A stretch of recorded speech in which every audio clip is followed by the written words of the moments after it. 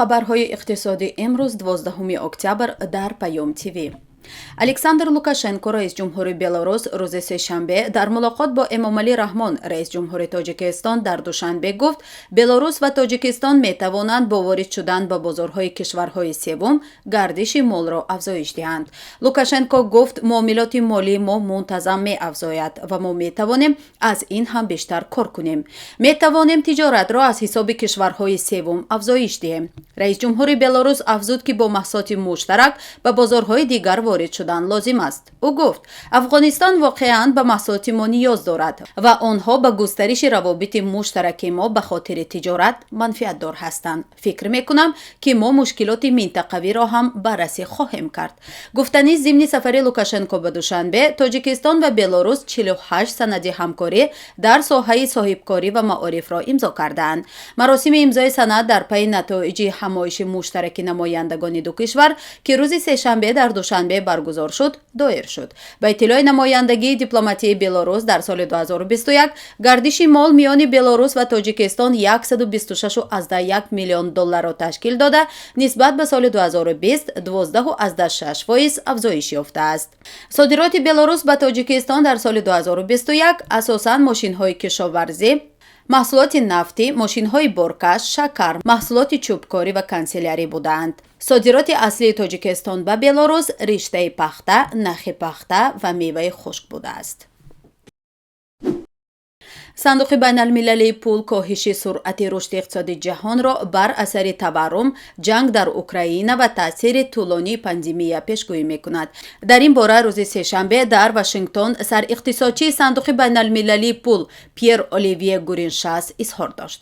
Ба боварии сандуқи байналмилалии пул, рушди иқтисоди ҷаҳонӣ дар соли 2022 бетағйир дар сатҳи 3.2% боқӣ мемонад ва дар соли 2023 то 2.7% коҳиш хоҳад ёфт, ки 0.2% поинтар аз пешбинии моҳи июл аст. Гуриншас мегӯяд, иқтисоди ҷаҳонӣ заиф шуданро идома медиҳад. Ин тамоюл бо афзоиши таваррум, ки ба болошавии арзиши зиндагӣ, ҳамлаи Русия ба Украина ва буҳрони энергетикӣ марбут ба он ва коҳиши рушди иқтисодӣ дар Чин бармегардад. Гуриншас бо таассуф таъкид мекунад, ки бештари пешгӯиҳо ба бад шудани вазъи иқтисоди ҷаҳонӣ майл дорад. Ҷанг дар Украина метавонад бозорҳои энержиро боз ҳам ноором созад.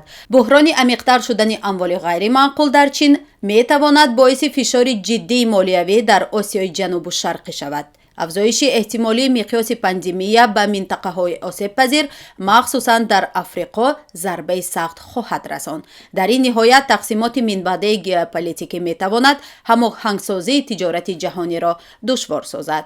коҳишҳои асосии банкҳои марказии ҷаҳон ҳоло ба гуфтаи Гуриншас бояд ба мубориза бо таваррум нигаронида шуда, барқарории устувории нархҳо бояд вазифаи аввалин дараҷаи ҳукуматҳо гардад. нархи арз. Бонки миллии Тоҷикистон қурби расмии асъори хориҷиро нисбат ба пули миллии сомонӣ барои имрӯз 12 октябр муқаррар намуд. қурби расмии 100 рубли русӣ дар Тоҷикистон 15 сомониву 90 дирам мебошад. Бонки миллии Тоҷикистон қурби 100 доллари Иёлоти Муттаҳидаи Амрикоро 1021 сомониву 90 дирам ва 100 евроро 993 сомониву 29 дирам муқаррар кардааст. нархи нафти хом. нархи миёнаи фурӯши ҳар бушка нафти хоми таҳвили моҳи оянда дар биржаҳои Intercontinental Exchange ва Brent Grad Futures London 94 доллару 45 сент муомила шуд. нархи миёнаи ҳар бушка нафти хоми таҳвили моҳи оянда дар биржаҳои New York Mercantile Exchange ва Lightweight Grad Oil New York 89 доллару 62 сент муомила шуд. нархи тилло. қурби тилло дар биржаҳои Лондон субҳи имрӯз 1665 доллару 61 сент барои 1 унс таъин шуд.